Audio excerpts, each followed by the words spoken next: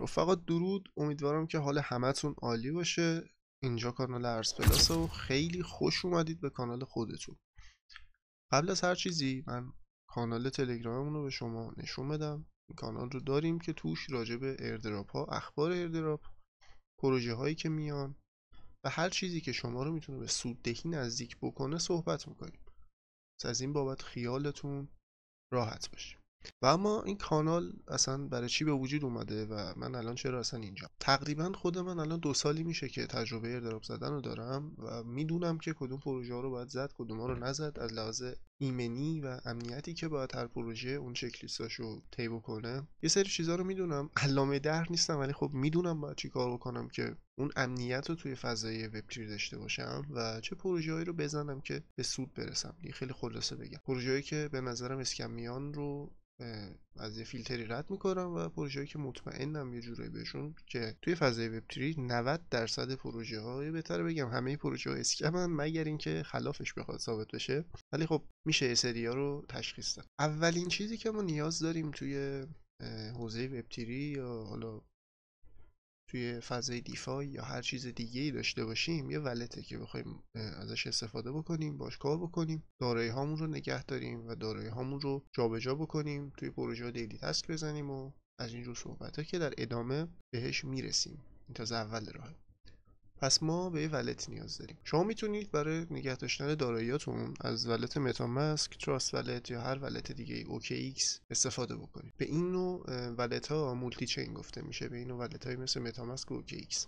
اما ما یه سری ولت دیگه داریم مثل اسلاش یا فانتوم که اسلاش برای سویه، مختص به ارز سویه، و فانتوم هم غالبا برای سولانا ساخته شده. اگه بخوام یه حالت کلی رو به شما بگم، این ولت ها صرفا دارن به شما یه اختیاری رو میدن، یه دروازه‌ای به سمت اینکه شما بتونید بلاکچین رو ببینید. یعنی دارایی های شما توی بلاکچین هست و فقط این ولت ها داره به شما نشون میده که شما انقدر دارایی دارید. پس فرقی نمیکنه شما 12 کلمه یا 24 کلمه که دارید رو توی متاماسک بزنید، توی فانتوم بزنید یا توی اسلاش یا هر چیز دیگه، صرفا فقط دارایی شما رو نشون میده و یه زنجیری از اون بلاکچین رو داره به شما نشون میده که این بخشش واسه شماست و فقط اون 12 کلمه که به شما داده میشه مهمه. اگر تا به حال با ولتا کار کرده باشید یا اصلا ایردراپ میزنید که طبیعتا راجع به ولت و اینجور موضوعا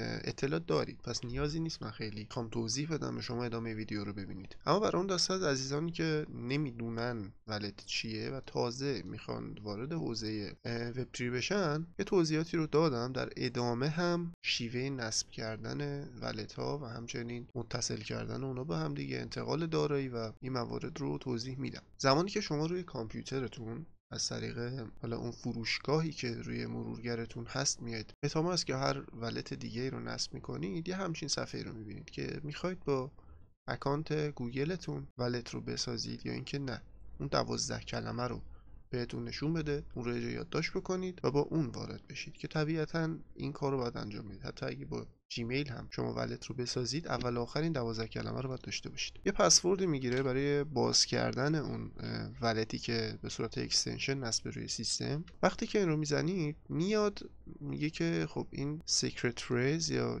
عبارات ریکاوری رو، عبارات بازنشانی رو شما یک جا باید یادداشت بکنید، دست کسی نیفته و از اینجور صحبت. یالا ما رو میزنیم یه کلمات 2 7 و 11. کلمه 2 میشد کاتگوری، کلمه 7 کیو، 11 هم پوند. ولت ما ساخته شد. ما الان این ولت رو داریم، یک ولت مولتی چین که تمام شبکه ها رو داره و میتونیم حتی اد بکنیم، اد کاستوم نتورک رو بزنیم و میتونیم هر شبکه رو که بخوایم اینجا اضافه بکنیم. خب این از اولین و ساده ترین کاری بود که ما باید برای ورود به حوزه وب 3 یا دیفای انجام میدادیم، ساخته ولت. حالا ما باید در ادامه راه های محافظت از دارایی هامون رو هم یاد بگیریم که اون میفته برای ویدیوی بعدی.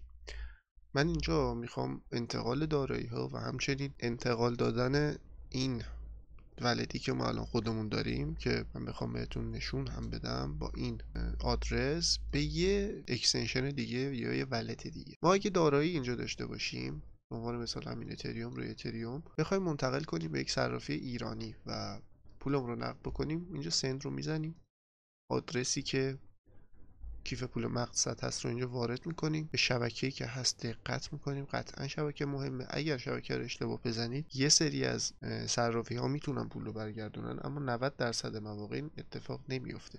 شما رو میپیچونن و بعد از یه مدت کلا میگن اون پول دیگه بر نمیگرده، یا یه مبلغی رو میگن شما باید برای برگشت اون پولتون بدید که اصلا نمیصرفه بخواید این کارو بکنید. شما اگه $5 $10 اشتباه جابجا بکنید مثلا شاید بگن $50 شما باید بدی که ما این پولتو برگردونیم.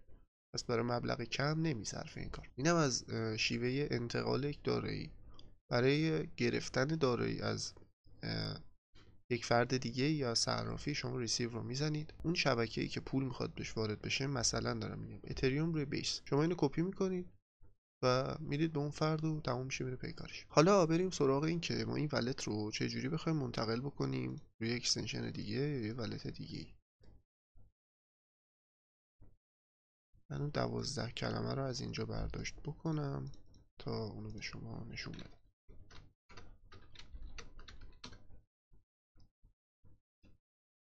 خب این همون 12 کلمه بود که در ابتدا بهمون داد. حالا ما میخوایم بیایم همین کیف پولی که داریم، چون متاماسک یه زمانی همین چند ماه پیش سولانا رو خیلی خوب نمیتونست بیاره بالا، اصلا سولانایی روی متاماسک وجود نداشت، اینجوری بگم بهتره. ما از فانتوم استفاده میکردیم، اکثرا اونایی که حالا ایردراپ میزنن در جریان این موضوع هستن. ما از فانتوم استفاده میکردیم، همون 12 کلمه که ما اونور داشتیم رو میایم اینور منتقل میکنیم. این ریکاوری فریز رو میزنیم، اکانت رو پیدا کرد، کانتینیو رو میزنیم، همون پسورد رو باید یک بار دیگه، البته همون پسورد که من همون رو میزنم، هر پسوردی که دوست دارید رو اینجا میدید. برای امنیته که کسی اومد پشت سیستمتون نتونه به ولتتون دسترسی داشته باشه. خب ولت ما آماده است. این هم از سولانا. اگه حالا ما دارایی مبتنی بر سولانا داشته باشیم، خود سولانا روی شبکه سولانا یا هر چیز دیگه ای، ما اینجا میایم ریسیو رو میزنیم، آدرس رو کپی میکنیم. اگه ببینید V4 DG بزرگ هستش که روی متاماسک هم الان ما قابلیت این رو داریم که ببینیم. اگه ریسیو رو بزنیم V4 DG بزرگ، همین سولانا اینجا هم هست. حالا ما میخوایم سوی رو هم داشته باشیم، میایم اینجا مور آپشنز رو میزنیم، پس فریز 12 تا کلمه رو وارد میکنیم. خب 12 کلمه اینجا وارد شد، نکست رو میزنیم، یه پسوردی بهش میدیم برای امنیت، یه حروف بزرگ هم نیاز داشت. خب اینم خیلی مهم نیست. بله. به همین زیبایی وارد ولت سوی هم شدیم. ما ولت های زیادی داریم، ولت پترا رو داریم، ربی رو داریم برای شبکه های مختلف مولتی چین. هر کدومو که خواستید میتونید همینجوری 12 کلمه رو بدید و اون ولت رو ازش استفاده کنید. البته یه موضوعی که اینجا خیلی مهمه اینه، ما توی اکثر پروژه‌ای که معرفی میکنیم خود اون پروژه ولت داره، یا میگه باید اکانت بسازید یا ولت خودتون رو ایمپورت کنید. این رو الان بهتون اینجا میگم و توی ویدیوهای بعدی هم قطعا بهش باز اشاره میکنم. شما هرگز نباید روی پروژه‌ای که خودش داره ولت میده بالا، چه به صورت تستنتی باشه چه مینت باشه، اومده باشه بالا درسش هم پس داده باشه، شما به هیچ عنوان 12 کلمتون رو هیچ جا وارد نکنید، چون ممکنه اسکم بشید. یه ولت مادر داشته باشید، یه ولت اصلی داشته باشید، سرمایه اونجا باشه، یه ولت هم برای ایردراپ در حد $1-2 فی اونجا نگه دارید و اگر مشکلی پیش اومد اتفاقی برای اصل دارایی شما نیفته. این بود از ویدیوی امروز.